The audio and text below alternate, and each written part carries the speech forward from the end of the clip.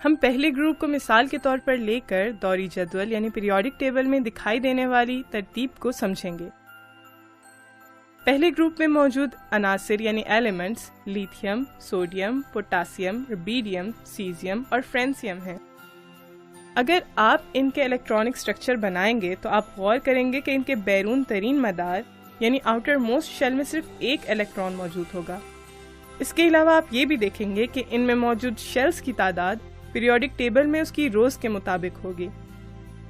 مثال کے طور پر سوڈیم میں 3 مدار موجود ہیں اور اسی لیے یہی اس کا پیریڈ ہے۔ اس گروپ میں موجود تمام عناصر دھاتیں یعنی میٹلز ہیں۔ یہ نرم دھاتیں ہیں اور انہیں آسانی سے کاٹا جا سکتا ہے۔ جیسے جیسے آپ گروپ میں نیچے کی طرف جائیں گے ان کی نرماہٹ میں اضافہ ہوتا جائے گا۔ ربیڈیم اور سیزیم کو کاٹنے کی کوشش کرنا بالکل بھی عقل مندی نہیں ہے۔ یہ تمام عناصر ایسے برتن یا کنٹینرز میں محفوظ کیے جاتے ہیں جن میں پیرافن یا انرٹ گیسز موجود ہوں۔ اس کی بنیادی وجہ ان کی تعاملیت یعنی ری ایکٹیویٹی ہے۔ یہ تمام دھاتیں ہوا کے ساتھ فوراً ہی تعامل یا ری ایکٹ کر جاتی ہیں۔ جیسے جیسے آپ گروپ میں نیچے کی طرف جائیں یہ ہوا میں جلد ہی گھلتی جاتی ہیں۔ ان کا پانی کے ساتھ تعامل بہت زیادہ تیز ہوتا ہے اور اس تعاملیت کی ترتیب بھی پہلے جیسی ہی ہوتی ہے۔ اس کی 2 وجوہات ہیں۔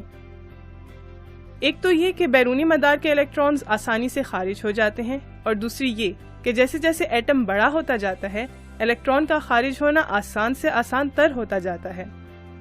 یہی وجہ ہے کہ سیزیم ہماری اب تک کی تحقیق کے مطابق سب سے زیادہ متعامل یعنی ری ایکٹیو دھات ہے۔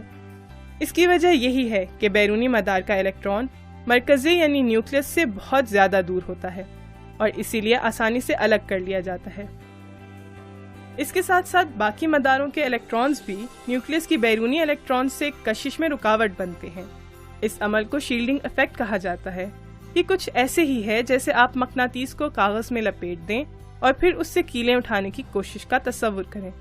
جتنا زیادہ کاغذ مقناطیس کے گرد لپٹا ہوگا کیلیں اٹھانا اتنا ہی زیادہ مشکل ہو جائے گا۔